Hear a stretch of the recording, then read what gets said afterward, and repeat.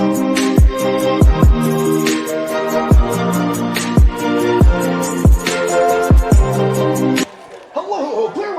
to you live from Alphatown Capitol House here in South by Southwest. I am always your host, Player One Taco, and I am here with the former governor of Delaware, the one, the only, the honorable. Yes, Bethany Hall-Long. Great to be here with you and to have the nice warm air, and the conversation today has just been magnificent. It has, and I know we had talks outside, and you were on a couple panels today, sort of talking about both the health food side and your and my work. Yeah, three things. MAHA. Yeah, three things, three policy areas. One, as a nurse, policy scientist, really important. Two, having been a policymaker, state rep, a state senator, lieutenant governor, 75th governor, and actually America's first nurse governor. And the main other component being a pioneer, utilizing AI and technology, getting great minds together for social impact.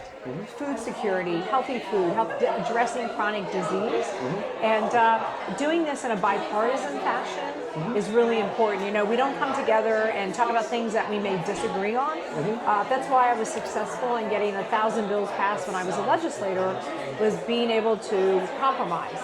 And that's so important today in these times, the political dysfunction, I'd say. So we have to be able to unify, have conversation, agree to disagree on certain things, but come together where we can really make an impact, as is with the MAHA initiative. So I'm going to make an assumption here because I don't really follow New England politics too often.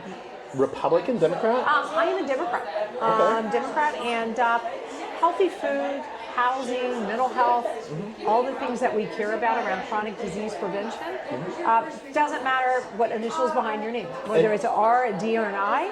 It's really important that we come together, because if you're not at the table, you're on the menu. So it's really important that people work together. And everybody loves tacos. There you go, taco. So when was your tenure as governor? I had a short tenure. It was last year in 2025. Prior to that, I had 8 years as a lieutenant governor. I did 9 years as a state senator and 6 years as a member of the House of Representatives. So during that time of the legislature, I did over 1,000 bills. A lot of those were health, some were technology, some were agriculture, economics. And I was the governor during the transition when President Biden transitioned out and Donald Trump took over. Had a great opportunity to connect and talk to people about common areas of interest. That's something that MAHA does with food, that they do with educational outreach, chronic disease, diabetes reduction. So a lot of things that were important to me as a policymaker and a scientist and a mom. So I'm more focused on like the AI and blockchain side of things. Really so important. I don't try to be an expert and go read into deep manuals or late night Reddit threads but so some of the things I've seen over like the last year and stuff like that, how Kennedy has changed some of the initiatives across the U.S. on both addressing additives in food and even, I guess, changing the food pyramid upside down. I mean, there's been a change in the food pyramid, additives in food. There is an initiative, too, to make sure, because I am a professor of nursing, to make sure physicians have nutrition education as well. Really and now physicians have to actually take nutritional courses. Right. So having that is important, and utilizing AI and technology. And that was how I was speaking with Lee Marinoff. Lee has led a great initiative with MAHA Action, with Tony Lyons, around the food area. And again, I may have some areas of policy that I disagree. However, when it comes to eating and children and healthy food, one of the things that I have done as a lieutenant governor is a smartphone app, working with the founders of Priceline to make sure that, kind of like the Priceline model with hotels, to use AI to get food security and healthy food to our most risky individuals who have the greatest disease. So using smart food to give coupons to SNAP recipients who are veterans, college students, seniors, single moms, the opportunity when they go to the grocery store, they use the AI technology to not only get reduced food that's healthy food, but also to get nutritional information, to get menus, and the AI predictors take the surplus and demand, they link it together so we're not filling our landfills with blueberries, with protein, with eggs. So it's a win-win, and that is an area, one example And there's many others that we could use where AI is very useful. It's not politicized, and we're doing good. So we've seen AI being very politicized, and to shorthand quote former Vice President Kamala Harris, one of the scariest things, in my opinion, that I ever heard her say about AI was the reason restrictions need to be placed on AI is because we need to tell AI what it needs to tell you. Right. And that when I was seeing it being AI being highly politicized was a very scary thing to me. Well, and I'm not familiar with that comment that was made. Yep. I know Brittany Kaiser and some others who are here today who are hosting this talked about that balance of needing to make sure that every individual knows what data they're using, what AI, chat GPT, or whatever entity they're utilizing to make sure that it's in the right hands and that your data are used for your benefit and are helpful to you. I can tell you that having what we call, and again, not to be too much of a researcher, but I am a professor, research scientist, have doctoral students, using the data in a de-identified way, which means I can't... Nominalized. Right, nominalized. Is a very effective tool, and we can get results. Sometimes legislation takes a decade, good legislation. With AI, the right pilot, the right regulations in place, you can get positive change, whether around following mental health, whether looking at chronic disease, nutrition. You can get that done in a year or less. So there are real benefits, but like any tool, you have to know all of the factors, and that's why I said today, AI has to run through policy. You have to make sure that there are protections in place. Yeah. So we use a hammer to hammer nails. We don't use hammers to hammer our salad. Tools are tools when used in the right context. Is what I'm just trying to break down for you. Absolutely. And we want to make sure that people have that access. I mean, to me, it's easy to tell somebody, oh, don't eat processed food.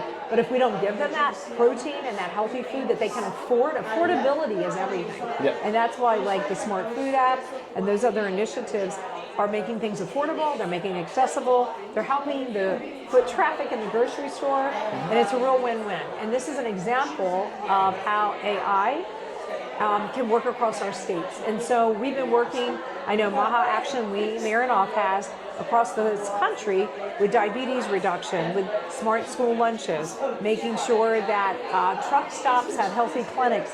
And these are things that the Rural Health Transformation Funds, which are available to every state through the congressional support, it's really important that states use that. And AI technology is a piece of the Rural Health Transformation Funds. So I want to pivot a little bit. So we've been talking on the AI side of things. As either governor or lieutenant governor, or when you were a legislator, how are you seeing blockchain being utilized at a state level for Delaware? What's interesting, or talked about. And I think with cryptocurrency and blockchain, there have been a lot of steps forward, and obviously it's like any new system that you bring in place, 3 steps forward, a couple steps back. And I think with protections and changes around cryptocurrency, there's still a lot to learn with digital assets. I know certainly in the global market there is more relevance, and certainly coming from a state of banking that has protections in place, LLC protections, I think that it is certainly a wave of the future. But I think like any system, there's going to be kinks in that are going to be worked out.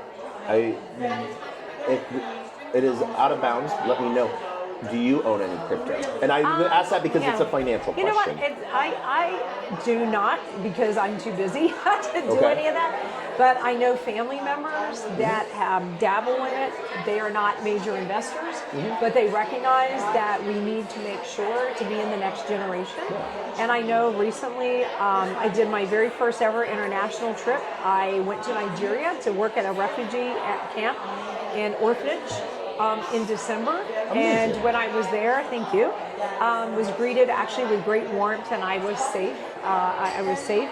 But even there, I noticed that in that global marketplace, there was a lot of digital assets and a lot of cryptocurrency, and it jumped out at me. Nigeria is the largest P2P, peer-to-peer transfer of cryptocurrency just due to inflation, but the ease and use of it. Right. And I had the opportunity to talk to someone at TuluPay, and I'm continuing to have conversations with TuluPay. Okay, I know TuluPay. So, you know TuluPay? Yeah. Okay. Blockchain is a small world, but it's huge at the same time. Yeah. I don't know if you're aware of Stand With Crypto. I know a teeny bit about that from being in Washington, D.C. at different meetings. Yeah. So I'm not an expert, though. So. A great organization that would love to help any legislator, previous or future, learn more about how it affects you at an initiative level. Yep. So what is next on the political scale for you? For me, I'm in Act 3. I'm a professor emeritus now after my decades of research.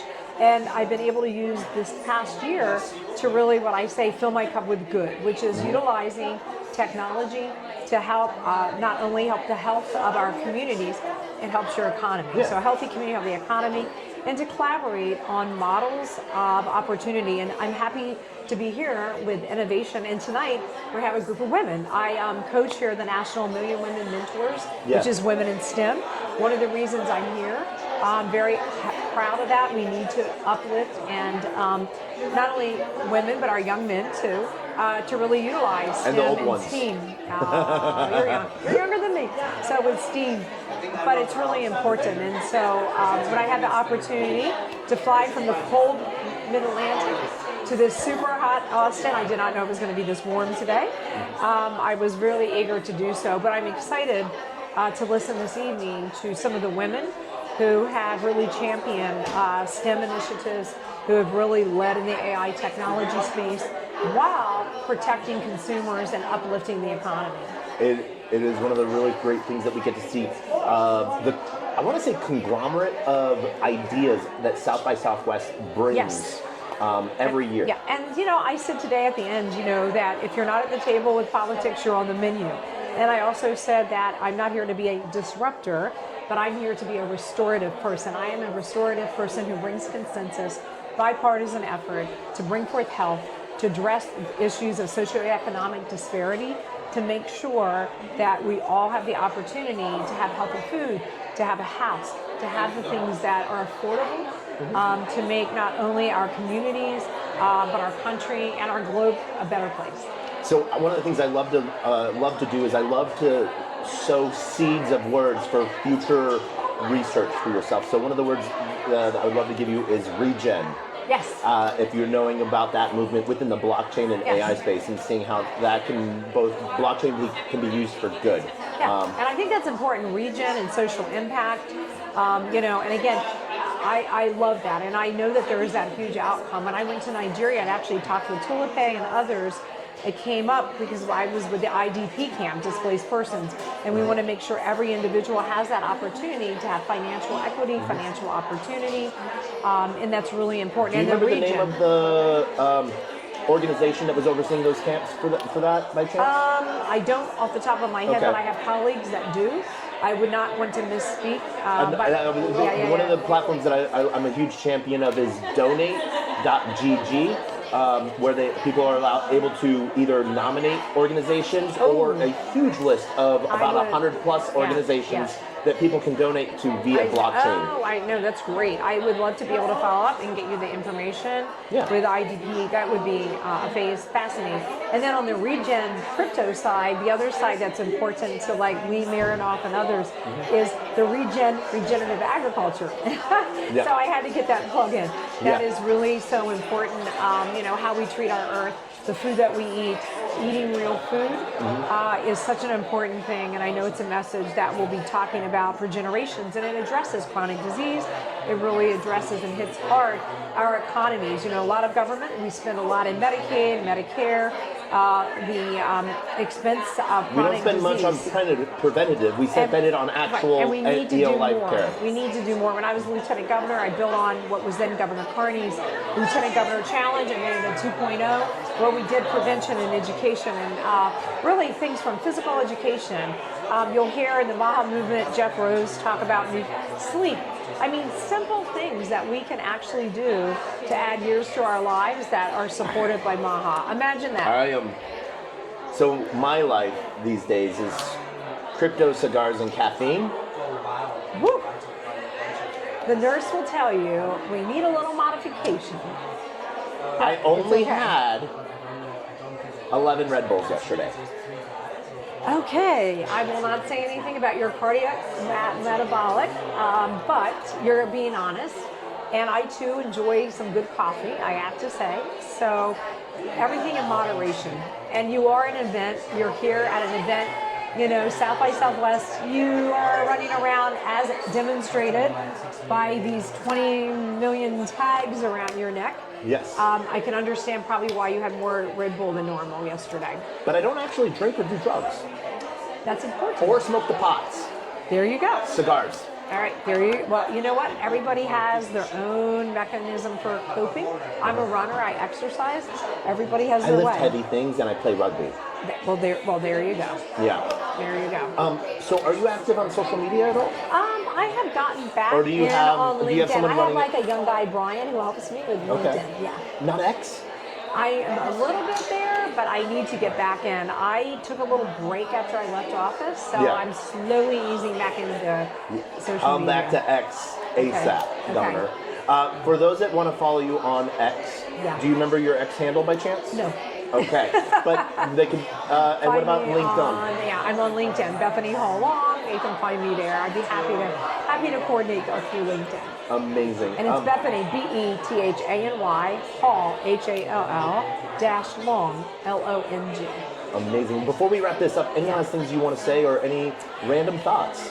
No, I would just say that given these stressful times in America, we're all struggling with gas and food and affordability, that there are opportunities and mechanisms in place where we can come together and make sure that everyone has a good roof over their head, food on their table, utilizing different systems perhaps, whether it's crypto, whether it's AI. And I want to be encouraging. I am someone who believes, even in these stressful times that we're experiencing in this country, that we can come together. We have so many things in common, and I am convinced, between food and emotional well-being and technology, that we're going to continue and to uplift. And so I'm excited for all of those smart South by Southwest folks who are into technology, continue to do good. Really look at the social impact that you can make as you work through policy. It is so important. And as you're making funds, thank you for giving back to those who don't have as much. And if you're ever in need wherever you are in the United States, you can usually call 211-311-411 for local helplines near you and see what kind of supports are available in your local area. Governor, it has been an amazing time. Thank you so much for being here today. Thank you. As always, I am Player One Taco, PLAYER, the number one TACO, and it is an honor having you today. Thank you. Awesome. Thank you.